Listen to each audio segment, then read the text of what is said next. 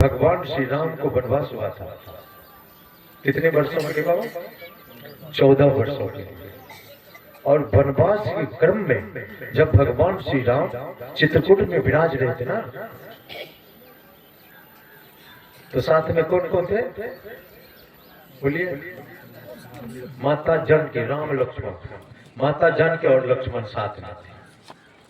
एक दिन लक्ष्मण चले गए जंगल फल फूल लाने के लिए। बच गए कौन? माता जानकी और भगवान श्री राम। एकांत पाकर भगवान श्री राम से माता जानकी ने कहा कि हे प्रभु, मैं आपसे एक बात कहना चाहती हूँ। भगवान ने कहा, कहो देवी, क्या कहना चाहते हैं, बोलो। तो माता जानकी ने कहा, मैं आपसे यही कहना चाहती हूँ कि आपके चरण से मेरा चरण सुंदर है। एकांत में कोई नहीं है, माता जानकी और भगवान यानी पति पत्नी है। आप लोग भी एक जगह होते होंगे तो बहुत बात करते होंगे, वहां भी कोई नहीं। माता जानकी ने कहा, आपके चरण से मेरा चरण सुंदर है। तो भगवान इस बात को मान लेते तो बात बढ़ती। भगवान भी बात मानने के लिए तैयार नहीं। भगवान ने कहा, नहीं देवी, ये आप क्या बोल रही हो? आपके चरण से मेरा चरण सुंदर है। जब भगवान कह रहे मेरा चरण सुंदर है तो माता जानकी को बात मान लेनी चाहिए ना।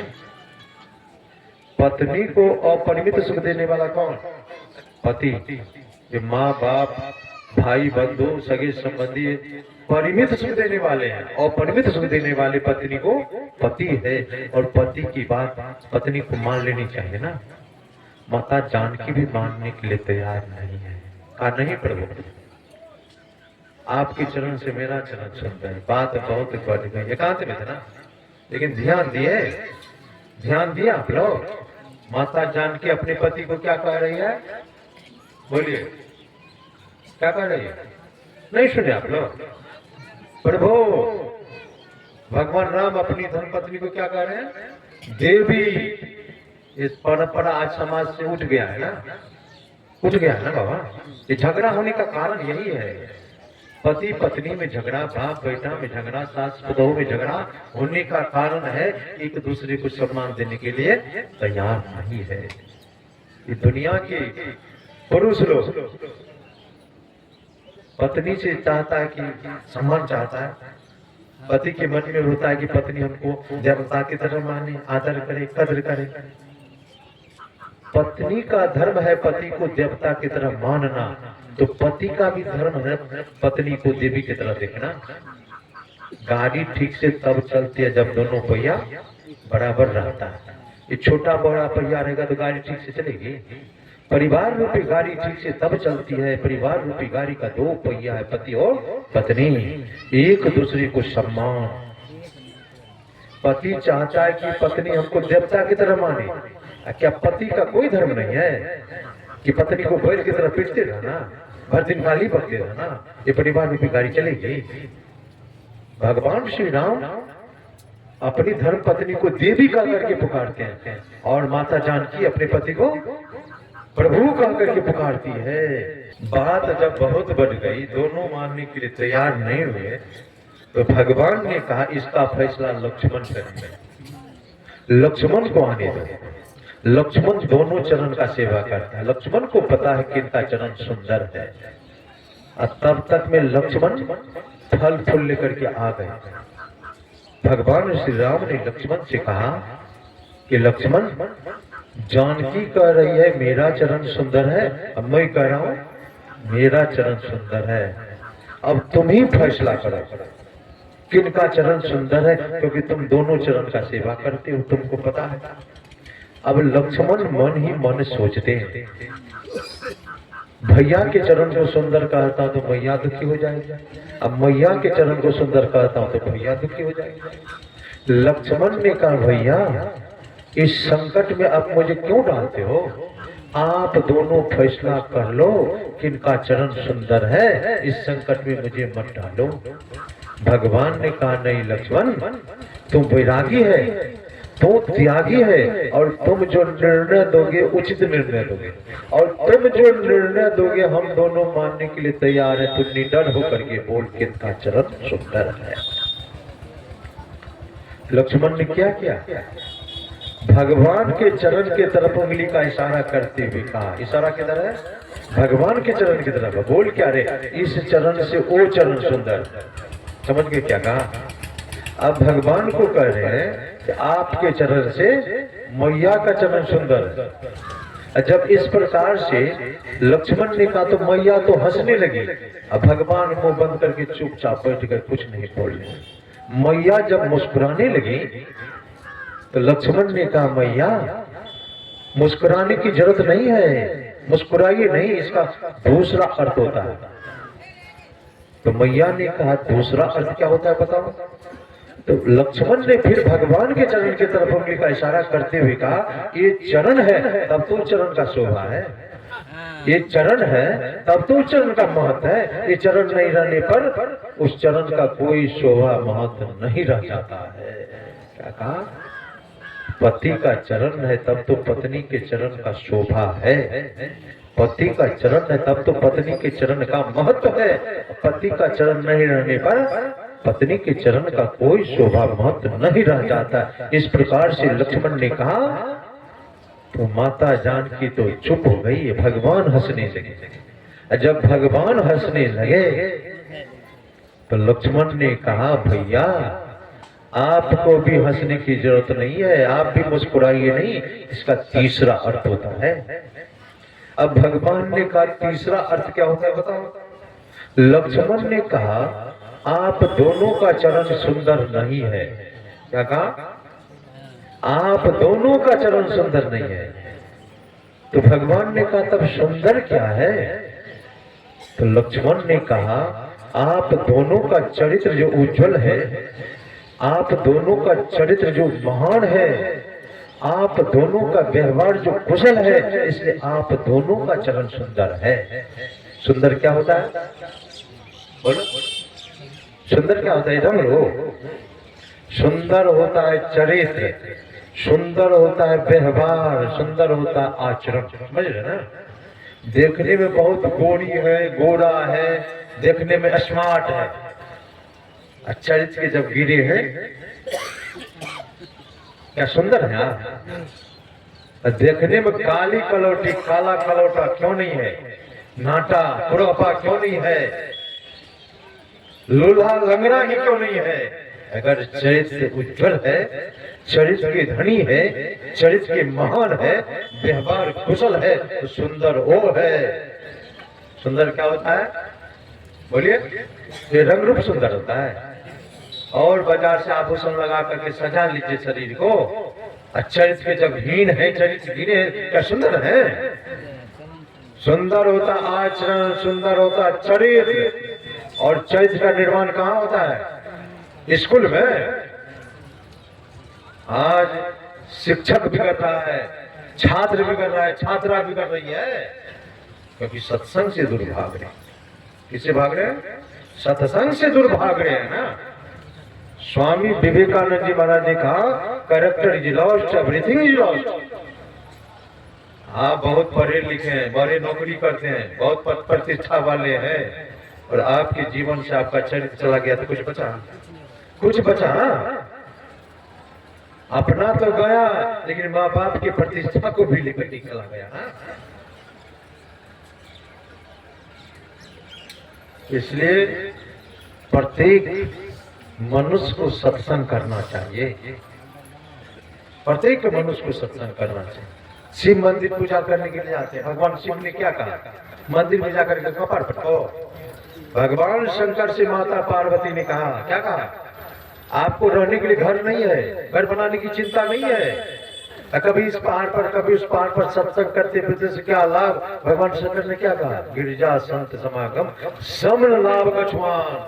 कहते ही गिरजा संतों के समागम के समान, यानी सत्संग के समान इस संसार में दूसरा कोई लाभ नहीं है। भगवान शंकर नहीं कहा जो मंदिर में पर माथा पटकने से बड़ा कोई लाभ नहीं कहा है कहीं। भगवान शंकर, आप शिव पुराण पढ़ेंगे ना, शिव महापुराण भव्य संगीता में लिखे हैं, जो हृदय स्थित शिव को छोड़कर बाहर खोजता है, वह हाथ में स्थित फल को छोड़कर अपनी कुहनी को चाटता है। भगवान शंकर का सत्संग के समान इस संसार में कोई लाभ नहीं है। दूसरा, अगर आप अपने बाल बच्चे से सुख पाना चाहते हैं ना, सेवा लेना चाहते हैं, तो क्या करना पड़ेगा आपको? उसको सत्संग का संस्कार देना पड़ेगा। और सत्संग का संस्कार नहीं देने से 9 महीने तो माँ को पेट में दिया ना कष्ट, बाहर निकलने में दिया ना कष्ट, लालन पालन करने में कष्ट दिया ना, और सत्संग का संस्कार जो नहीं दिया तो जीवन पर तो अपना भी रोया और माँ बाप को भी रोलाया, रोना है ना। सत्संग का संस्कार दीजिए। भगवान श्री राम को सत्संग का संस्कार दिए कि नहीं? भगवान कृष्ण को सत्संग का संस्कार दिए कि नहीं? और आप लोग क्यों नहीं दे रहे हैं? ये बच्चे की गलती नहीं है, माँ बाप की गलती है। माँ बाप की गलती है, पढ़ाते हैं, लिखाते हैं, सब कुछ करते हैं, लेकिन सत्संग का संस्कार नहीं देते हैं।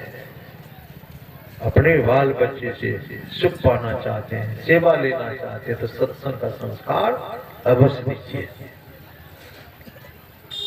कबीर साहब को बुलावा आया वैकुंठ से, पार्षद है या बुलाने। पार्षद ने कहा आपको भगवान वैकुंठ में बुलाए हैं। कबीर साहब ने कहा मैं वैकुंठ नहीं जाऊंगा। तो पार्षद ने कहा आप वैकुंठ नहीं जाएंगे तो भगवान का दर्शन कैसे होगा? तो कबीर साहब ने कहा सत्संग में वो दम है, सत्संग में वो ताकत है, जहां मैं सत्संग करूंगा उस स्थान को मैं सत्संग करके वैकुंठ बना दूंगा। उस वैकुंठ से इस वैकुंठ में भगवान को आना पड़ेगा। अभी हम आप कहाँ बैठे? वैकुंठ में बैठे। भगवान श्री राम अयोध्या में अपने सिंहासन पर बैठे हुए थे। सुग्रीव, जामवंत, भालू, बंदर सब बैठे थे। हनुमंत भी भगवान श्री राम के बगल में हाथ जोड़कर घुटना टेक करके बैठे हुए थे। भगवान श्री राम ने सबों से कहा मैं अपने धाम जा रहा है, तुम लोग भी चलो। जैसे भगवान ने कहा मैं अपने धाम जा रहा हूं, तुम लोग भी चलो, सुग्रीव, जामवंत, भालू, बंदर सब उठ करके खड़ा हो गया जाने के लिए। हनुमंत कुछ नहीं बोल रहे, घुटना टिकट जो बैठे हाथ जोड़कर कुछ नहीं बोल रहे। भगवान ने कहा हनुमंत क्या तुम मेरे धाम नहीं जाओगे? हनुमंत ने कहा कि प्रभु आप जो कहते हैं मुझे अपने धाम जाने के लिए, वहां मुझे सत्संग मिलेगा कि नहीं मिलेगा? भगवान ने कहा जब मैं वहां स्वयं रहूंगा तो तुमको सत्संग का क्या जरूरत है? हनुमंत ने कहा नहीं प्रभु, मुझे बतलाइए कि मुझे वहां सत्संग मिलेगा कि नहीं मिलेगा? भगवान ने कहा वहां सत्संग नहीं मिलेगा। आप किसी भी लोकांतर में चले जाइए, शिव लोग, ब्रह्म लोग, विष्णु लोग, किसी भी लोग में जाइए, किन्नर लोग, किसी लोग में वहां सत्संग नहीं मिलेगा। वो भोग जो भी है जो आप यहाँ से करके जाएंगे वहां भोग मिलेगा भोगने के लिए। अच्छा भोग समाप्त होगा तो फिर मृत्यु में आपको आना पड़ेगा। वहां आप सत्य कर्म नहीं कर सकते, इस सत्संग ध्यान भजन नहीं करते हैं, शुभ कर्म नहीं कर सकते हैं, वहां सत्संग नहीं मिलेगा। तो हनुमंत ने कहा प्रभु तब मैं वहां नहीं जाऊंगा, क्योंकि सत्संग परमात्मा का निज अंग है। सत्संग क्या है? ये सत्संग तो हनुमंत ने कहा परमात्मा का निज अंग है, लेकिन मैं अपनी तरफ से कह रहा हूं कि सत्संग परमात्मा का गोद है। क्या है? परमात्मा का गोद है। और जब तक जीव परमात्मा की गोद में यानी सत्संग में आनंद मन से बैठा रहेगा, मौत आ नहीं सकती है। कोई मरने वाला भी है ना, अगर उस सत्संग में अगर आनंद मन से बैठ जाए और आनंद मन से सत्संग सुनने लगे तो मौत अंदर आ नहीं सकती है। और सत्संग में बैठकर शरीर सत्संग में बैठा है, अब मन संसार में रह रहा है, तब घिसेट करके सत्संग में से वह मौत ले जाएगी आपको। सबसे ताकतवर लोहा होता है, जो लोहा को भी काट देता है ना। लोहा से अधिक ताकतवर अग्नि होती है, जो लोहा को पिघला देता है। अग्नि से अधिक ताकतवर पानी होता है, जो अग्नि को बुझा देता है। पानी से अधिक ताकतवर इंसान होता है, जो पानी को पी जाता है। इंसान से अधिक ताकतवर मौत होती है जो इंसान को खा जाती है, और मौत से अधिक ताकतवर सत्संग होता है जो मौत को टाल देता है। मौत को भी टालने का दम है तो एकमात्र सत्संग में है। भगवान श्री कृष्ण ने कहा, मैं किसी भी व्रत से मैं प्रसन्न होने वाला नहीं, बस में होने वाला नहीं हूं। अगर कोई मुझे बस में करना चाहता है तो अपने जीवन में सत्संग करे, और सत्संग से मैं बस में हो जाता। भगवान ही कृष्ण नहीं कहा जो मैं मंदिर में जाकर घंटी डलाने से बस में हो जाऊंगा, कहा किसी भी उपासना से मैं बस में नहीं होगा। अगर मुझे कोई बस में करना चाहते हैं तो अपने जीवन में सत्संग करें, और सत्संग से मैं बस में हो जाता हूं। किससे बस में होता है? सत्संग से बस में होता है ना। ये मनुष्य शरीर का लाभ किसको मिला बाबा? किसको लाभ मिला है? शरीर पा करके किसको लाभ मिला है? जो मनुष्य का शरीर पा करके दारू पीता है, मांस खाता है, वेश्यावृत्ति करता है, बलात्कार करता है, गंजेरी भंगेरी नशेरी जो बना, उसको लाभ मिला है? उसको लाभ नहीं मिला है। इस सत्संग से लाभ मिला है। खोदत चूहा मर गए। बिल खोदते खोदते चूहा मर जाता है। बिल का मजा कौन लेता है? सर्प लेता है। खोदत चूहा मर गए पर मौज किया भुजंगा। बिल का मजा कौन लेता है? सर्प लेता है, क्योंकि सर्प को बिल खोदने का हुनर है। सींचत माली मर गए पर मौज किया भौरंगा ने। फुलवारी लगाता है ना माली, सींचते तो दम घुट जाता है। फूल का मजा कौन लेता है? भौरा लेता है ना। पराग कौन लेता है? भौरा लेता है। जोरत मौजी मर गए। मौजी कहते हैं कंजूस को। ये मनुष्य का शरीर पाया, बेईमानी करके, लूट करके, अपहरण करके, क्या क्या करके, गलत काम कर करके धन इकट्ठा किया, और अपने भी शरीर में सदुपयोग नहीं किया। इतना कंजूस, अपना भी बढ़िया से खाया पिया नहीं, चला गया। उस धन का मजा कौन लिया? जोरत मौजी मर गए पर मौज किया खर्चंगा ने। बेटा खर्चा किया तो धन का तो मौज लिया, आनंद लिया ना। सोचत दुनिया मर गई। सोचत दुनिया मर गई। ये मनुष्य का शरीर पाकर आज एक मंजिला है तो कल 2 मंजिला। इसके चलते रात में नींद नहीं आती। आज मोटरसाइकिल, कार 10 लाख का तो 20 लाख का, 20 लाख का तो 50 लाख का। ये नहीं सोचते हैं 1 बीघा जमीन तो 2 बीघा जमीन हो जाती है। ये नहीं सोचते हैं। सोचत दुनिया मर गई पर मौज किया सत्संगा ने। जो मनुष्य का शरीर पा करके जीवन में सत्संग किया आनंद मन से, उसी मनुष्य को मनुष्य शरीर का मौज मिला है। सब तो वैसे चला गया। क्या लेकर के गाएगा? क्या लेकर के जाएंगे आप? सब तो यही रह जाएगा। जो कमाए ना सदुपयोग कर लीजिए। अपना भी खाइए, बाल बच्चे को भी खिलाइए, अपना भी पहनिए और बाल बच्चे को भी पहनाइए। पोत सपोत तो धन संचय क्यों? अब पोत कपोत तो धन संचय क्यों? आप जिसके लिए धन इकट्ठा कर रहे ना, अगर वो कपोत निकल गया तो क्या होगा? जब सपूत आपका बेटा है, नहीं भी सचेंगे तो संचय कर लेंगे ना, जमा कर लेंगे ना। अपने जीवन में कमाते हैं ना तो खाइए बढ़िया चीज, पहनिए, धन का मौज लीजिए, सब कुछ का मौज लीजिए, शरीर का भी मौज लीजिए। समझ रहे ना? तो सत्संग करने से कितना फल मिलता है? 4 फल मिलता है। कौन सा फल? अर्थ, धर्म, काम, मोक्ष। माता जानकी का अपहरण हुआ, कौन ले गया? रावण ले गया। कहाँ ले गया? लंका। रखा कहाँ? अशोक वाटिका में। खोजने के लिए कौन गया? हनुमंत जब अशोक वाटिका पहुंचते हैं तो हनुमंत माता जानकी का दर्शन किया, उनको नमन किया। हनुमंत को बहुत जोर से भूख लगी। अशोक वाटिका में फल फूल का वृक्ष लगा था ना, फल पक चुका था, खाने वाला कोई नहीं था। बीच में एक बात और मैं कहना चाहता,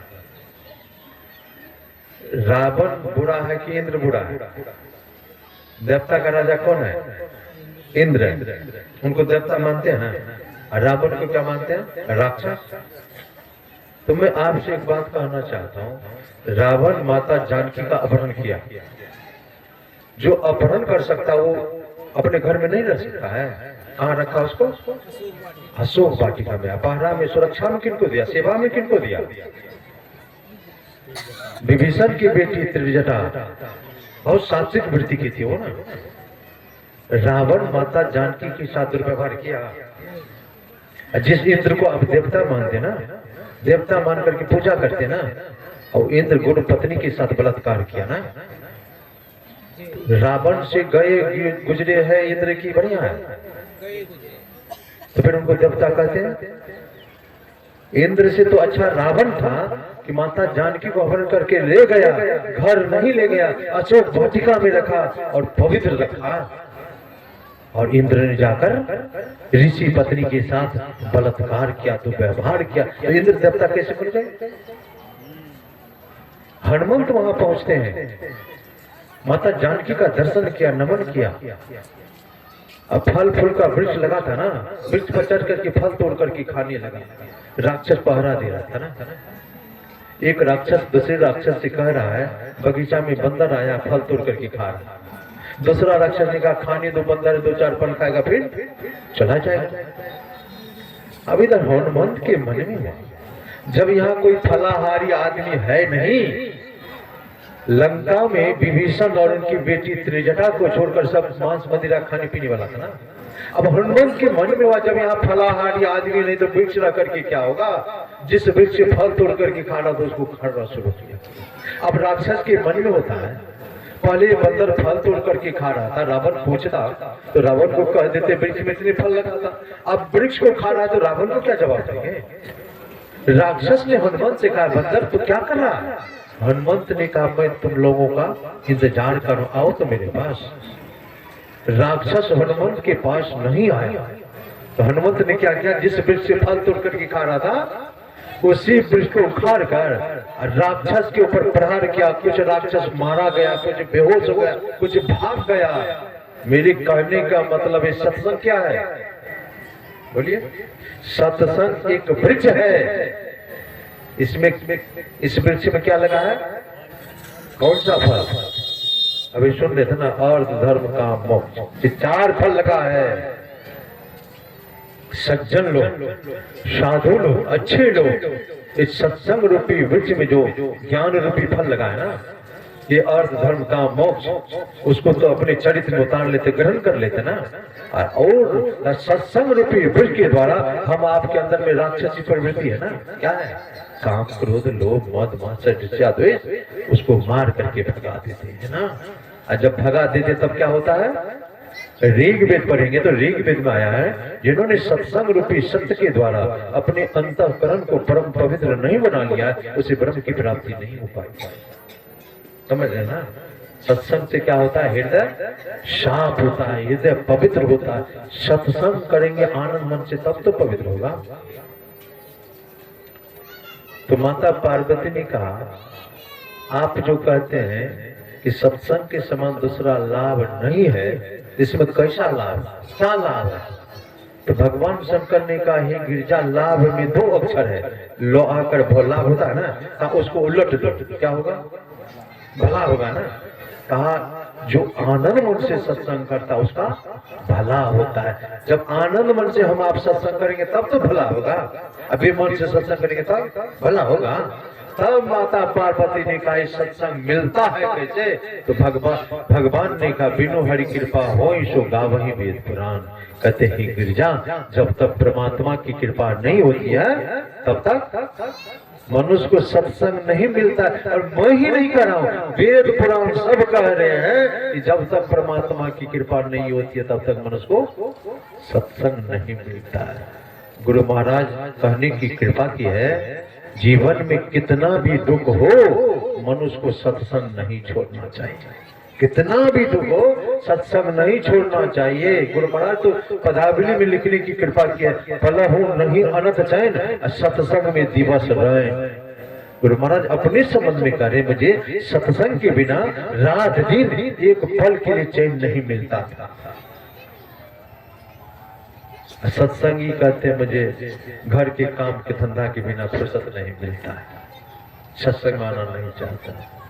तो समय तो अधिक हो गया, मैं सफलता कोचिंग के जितने भी शिक्षक हैं सबों से कहना चाहूंगा, आप लोग भी सत्संग से जुड़िए, गुरु से जुड़िए, गुरु से संबंध जोड़िए और अपने शिष्य को भी अध्यात्म का ज्ञान संस्कार दीजिए, जिससे कि उसका भी जीवन बनेगा और माँ बाप का भी सेवा करेगा। पढ़ाई लिखाई तो सब कुछ देते हैं, भौतिक विद्या देते हैं, अध्यात्म विद्या की भी जरूरत है। मैं सारे शिक्षकों से कहना चाहूंगा, अपने जीवन का भाग जो भी आप गुरु को समर्पित कीजिए और इस बार जो नाच कराए करा लीजिए, लेकिन अगले बार से प्रतिज्ञा ले लीजिए कि मैं 2 दिन का सत्संग ही कराऊंगा, नाच गान नहीं कराऊंगा। वो मैं गुरु महाराज के चरणों में प्रार्थना करता हूँ कि इस सुपेंद्र बाबू और रवीन बाबू के जो कोचिंग सेंटर चल रहा ना, इसका विकास हो, गुरु महाराज की कृपा इन दोनों पर बरसती रहे और इन लोगों का भी जीवन सत्संग में भक्ति में व्यतीत हो।